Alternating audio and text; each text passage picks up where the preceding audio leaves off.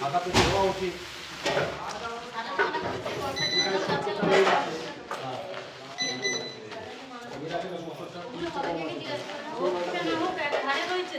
সত্তরটা আছে কি না?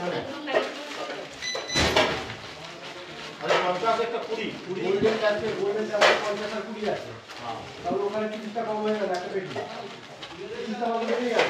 আরে 30 মাল আপনি এখানে দিয়ে দিন। পুরো মিশিয়ে রাখবেন। কোনো উপায় নেই তো। তাহলে মিশিয়ে দিন। তোমার তো কোনো উপায় নেই না। তারপরেও এতগুলো মাল আছে, তাহলে তোমার কত মাল আছে? 30টা তোমার 33টা মাল। এই পেটিটা কমপ্লিট হবে, এই পেটিটা কমপ্লিট হবে, রিজেক্ট মালগুলো কিন্তু আলাদা পেটিতে দেবেন। আপনারা বলুন। ভালো।